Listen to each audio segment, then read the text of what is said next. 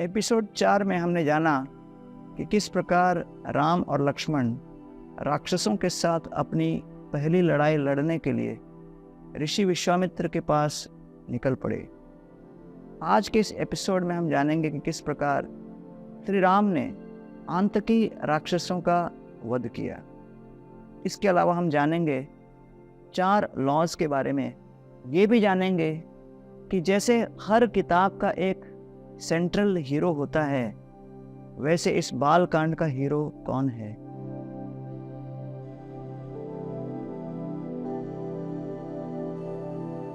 विद्वान ऋषि विश्वामित्र मुनि के नेतृत्व में राम और लक्ष्मण धीरे धीरे जंगल की ओर बढ़े। आज्ञाकारी राम मुनि के पीछे चले और उनके लॉयल भाई लक्ष्मण उनका अनुसरण करते हुए उनके पीछे पीछे चले। कुछ ही देर में शहर की सड़कों में, फूलों के खेतों में और खिले हुए पेड़ों से घिरे उबड़ खाबड़ देश की सड़कों को रास्ता दिया। विश्वामित्र मुनि ने फैसला किया कि राम 2 शक्तिशाली मंत्र बल और अतिबल में दीक्षित होने के योग्य हैं, जो भगवान ब्रह्मा ने उन्हें दिए। उन्होंने राम को पुकारा और उनसे उनके मंत्रों को स्वीकार करने में पहले नदी में एक डुबकी लगाने के लिए कहा। राम दिए गए इंस्ट्रक्शंस का पालन करते हुए तुरंत नदी में उतर गए। राम ने बड़ी लगन और एकाग्रता से मंत्र सीखे, जिससे वे तेजस्वी और विश्वामित्र के प्रति कृतज्ञ हो गए। सूर्यास्त के पश्चात सरयू नदी के किनारे घास की नरम लेकिन सख्त कालीन पर बैठकर तीनों ने आराम करने का निर्णय लिया। तारों से भरा हुआ आकाश, गुरगुराता पानी और विश्वामित्र की कहानियों ने धीरे धीरे राम और लक्ष्मण को नींद में सुला दिया। द लॉ ऑफ शेयरिंग कहता है कि अपने ज्ञान को शेयर करने से रिश्तों में प्यार बढ़ता है और अकेलेपन से मुक्ति मिलती है। ज्ञानी होने का अभिमान व्यक्ति को बाकी दुनिया से अलग और आइसोलेटेड कर देता है। जिस व्यक्ति को ज्ञान का अभिमान होता है, उसके पास सीखने की ताकत तो होती है, लेकिन वह अकेला यानी लोनली भी होता है। अब तक विश्वामित्र मुनि इस अभिमान से भरे हुए थे और हमेशा दुनिया के लिए इनएक्सेसिबल रहे थे।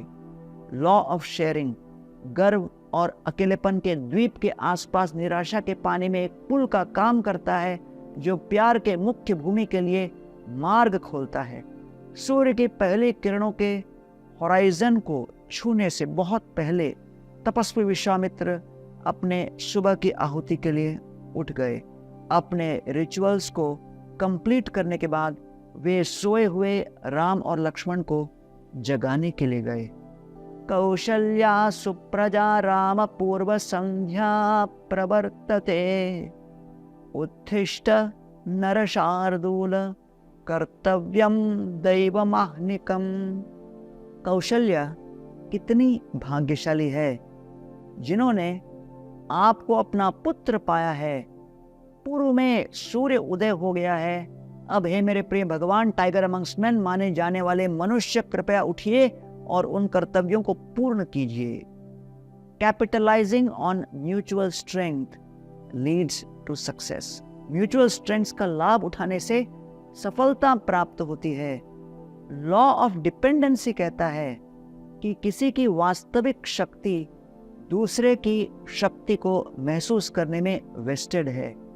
निर्भरता किसी को एक एक्सक्लूसिव कंट्रोलर होने के बोझ से मुक्त करती है और उसे अपने लक्ष्य को प्राप्त करने के लिए हायर पावर्स को स्वीकार करने की स्वतंत्रता की ओर ले जाती है। अपने खुद की शक्ति में आश्रय लेने से खुद एक कंट्रोलर होने का गर्व होता है। दूसरों की ताकत पर निर्भर करने के लिए पर्याप्त रूप से मिलनसार होने से कोई लक्ष्य प्राप्त करने पर ध्यान केंद्रित करना आसान हो जाता है। अपने लक्ष्य को प्राप्त करने के लिए दूसरों की मदद लेना ठीक है। विश्वामित्र ने महसूस किया कि इतने लंबे समय तक वह विशेष रूप से अपने स्वयं की शक्ति पर निर्भर थे। उन्होंने यह निर्भरता का नियम माता कौशल्या से सीखा। एक पुस्तक अक्सर एक सेंट्रल हीरो पर आधारित होती है, जिसके चारों ओर कहानी घूमती है। तो बालकांड का सेंट्रल हीरो कौन है? Balkand, which means the story of childhood. Who's the Bala or the child in Balakand? यह बच्चा जो भी है वह पुस्तक का नायक होना चाहिए। क्या वह भगवान राम या उनका कोई भाई हो सकता है? यह सबसे ऑब्वियस कंक्लूजन लगता है, लेकिन कुछ आचार्य बालकांड के बच्चे को ऋषि विश्वामित्र के रूप में संदर्भित करते हैं। ऐसा क्यों? उत्तर छिपा है भगवान श्री राम के प्रति विश्वामित्र मुनि की भक्ति में। बचपन और भोलेपन से एडल्टहुड और मैच्योरिटी तक विश्वामित्र एक सम्मानित गुरु थे और बड़ी चीजें हासिल करने में काबिल थे, लेकिन वह अभी तक अपनी भक्ति के आरंभिक स्टेज पर थे और रामचंद्र जी के साथ उनकी यात्रा में उनकी भक्ति धीरे धीरे और मैच्योर होती गई। बालकांड मूल रूप से गंभीर आंतरिक लड़ाई यानी इंटरनल बैटल से लड़ने और विजयी होने के लिए बड़ी बाधाओं पर काबू प्राप्त करने के विषय में है। यह गर्व को निगलने और महान ऊंचाइयों तक पहुंचने के विषय में है। यह लेटिंग गो एंड सुप्रीम भगवान को सरेंडर और समर्पित करने के विषय में है, ताकि हम भक्ति में उस मदद से स्पिरिचुअल ग्रेटनेस अचीव करने के लिए मार्ग मिल सके।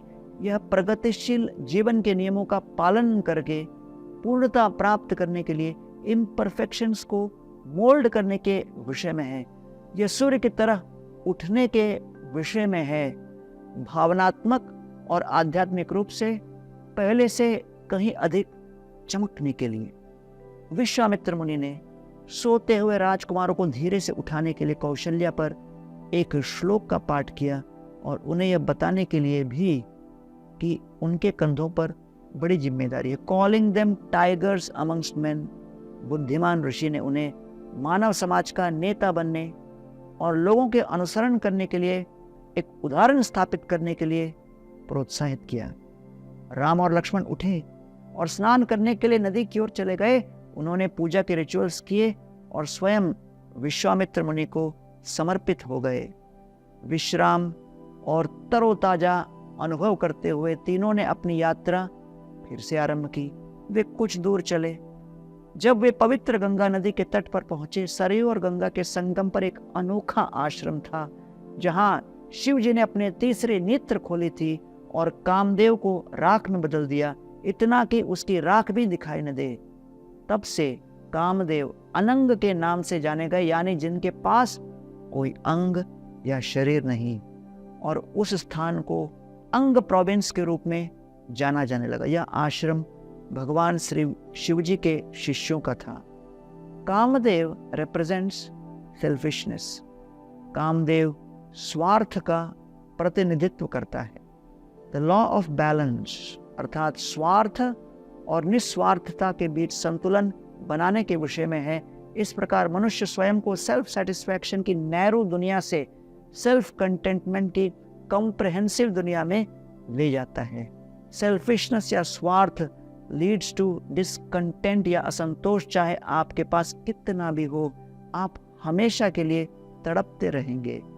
लेने की इच्छा को देने की इच्छा से संतुलित होना चाहिए। अपने आवश्यकताओं को पूर्ण करने का एक हिस्सा दूसरों की आवश्यकताओं को पूर्ण करना होना चाहिए, जिससे एक संतुलन पैदा होता है। स्वार्थ अस्तित्व का एक अहंकारी धारणा से पैदा होता है। यह अहंकारी व्यक्ति सेल्फ सेंटर्ड होता है, उसका दिमाग छोटा होता है, वह अपने सेल्फ सेटिस्फैक्शन की छोटी सी दुनिया में रहता है।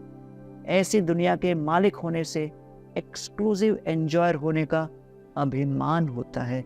विश्वामित्र के इस प्रबल इच्छा को कंट्रोल करने की आवश्यकता को अनुभव किया। विश्वामित्र ने उन घटनाओं को समझाना जारी रखा जिसके कारण अंततः जंगल बंजर, शुष्क और खतरनाक हो गया था।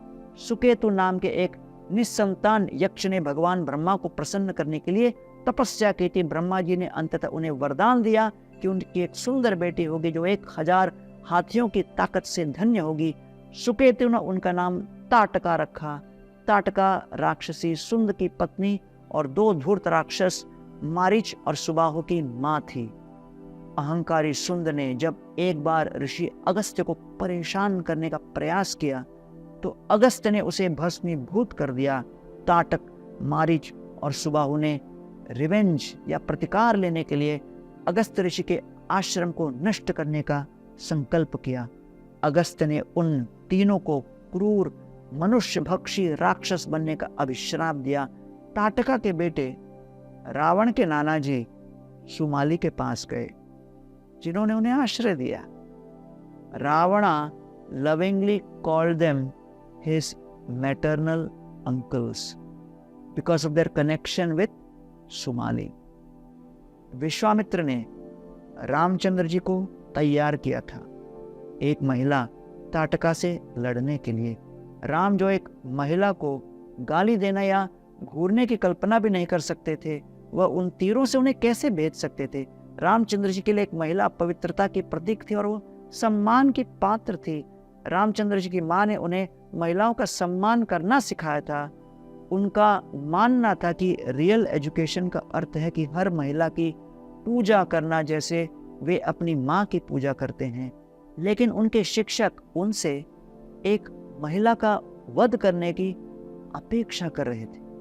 विश्वामित्र के लेसन्स राम के लिए थियोरेटिकल नॉलेज के दायरे से परे थे।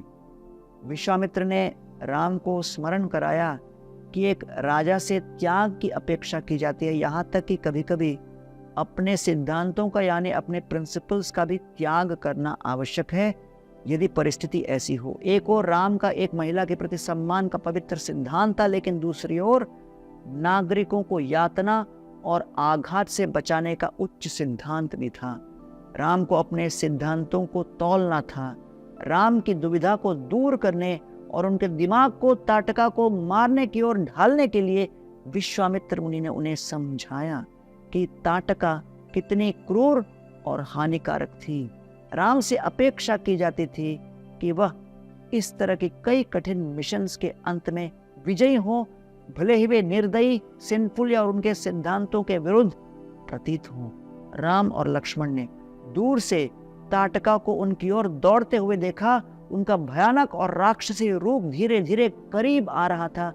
उसका वर्णन करे तो जैसे सुनहरी पायल, हाथी के सर के झुमके और हाथियों के खून से लथपथ माला। राम ताटका की ओर अपने तीर का निशाना साधकर खड़े थे। अचानक वे करुणा से अभिभूत हो गए। उन्हें यह अनुभव हुआ कि इस जन्म में जिस पहले व्यक्ति को उन्हें मारना था वह एक महिला थी।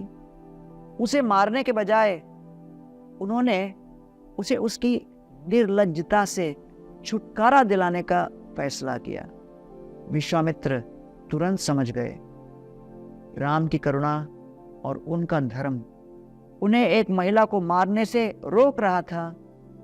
उन्होंने राम से सूर्यास्त से पहले उसे मारने का आग्रह किया। राम ने तब अनुभव किया कि विश्वामित्र मुनि सही थे और अपनी करुणा पर काबू पाते हुए रामचंद्र जी ने तुरंत ताटका की हंसी जिस दिशा से आ रही थी उस दिशा की ओर एक तीर छोड़ा।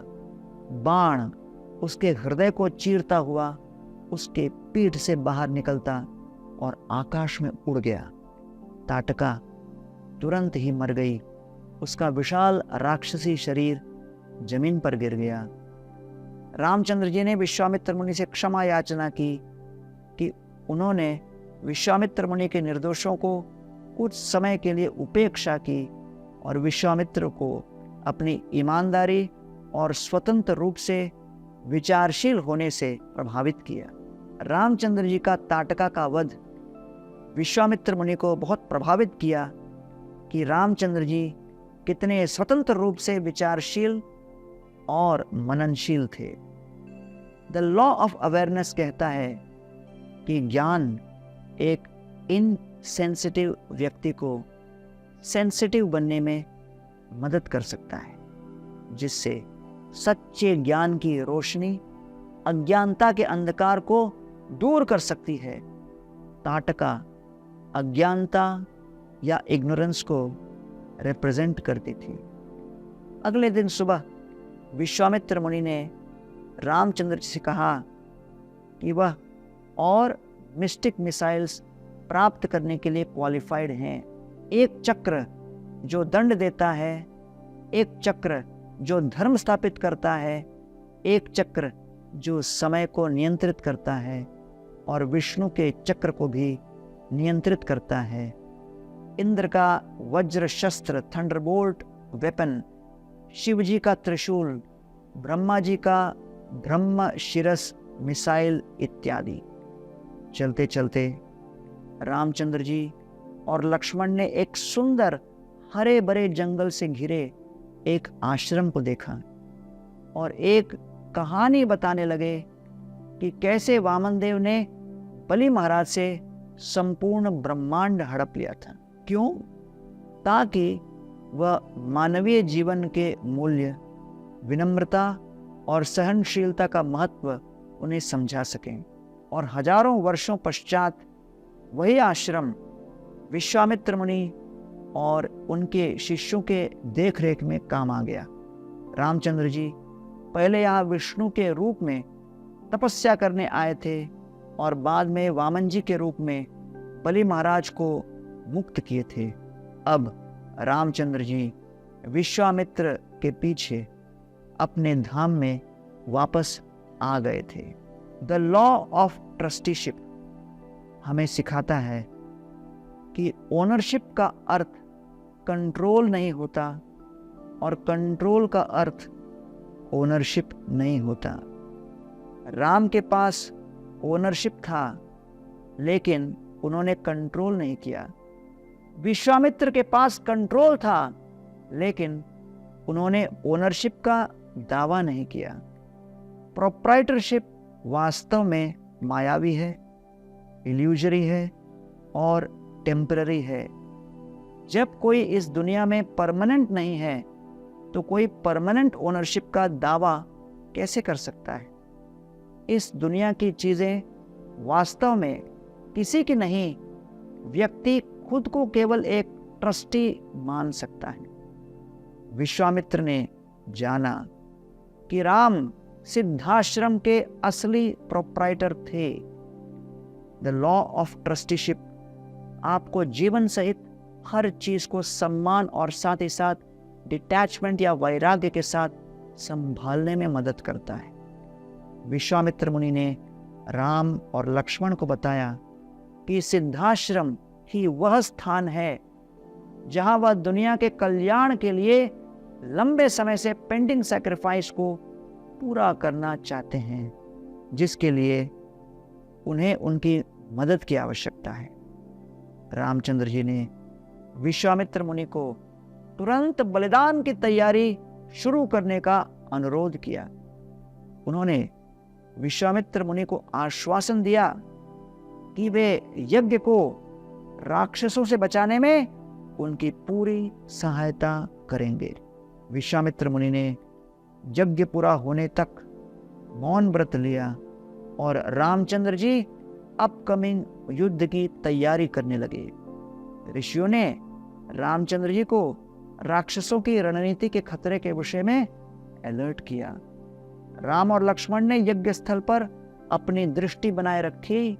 यज्ञ की रक्षा करने का उनका काम नेत्रों की पलकों की रक्षा करने के कार्य के समान था। राम और लक्ष्मण की चौकस निगरानी में 6 लंबे दिन और रात बीत गए। कुछ भी नहीं हुआ और ऐसा लगा कि ऋषियों ने अनावश्यक रूप से चिंता की है। जैसे ही अंतिम दिन निकट आया, यज्ञ की अग्नि आकाश तक उठने लगी, क्योंकि विश्वामित्र मुनि ने घी की अंतिम आहुति दी और आग तेज चमकने लगी। तभी अचानक एक चीख ने वातावरण को चीर दिया। राजीव लोचना के नाम से भी जाने वाले श्री रामचंद्र जी में दूर से सूरज को देखने की कमल जैसी क्षमता थी। अब वह दूर से भयंकर राक्षसों को अपनी ओर आते हुए देख रहे थे। जिस क्षण उन्होंने मारीच और सुबाहु को देखा, उन्होंने लक्ष्मण को सावधान कर दिया। हमला शुरू हुआ।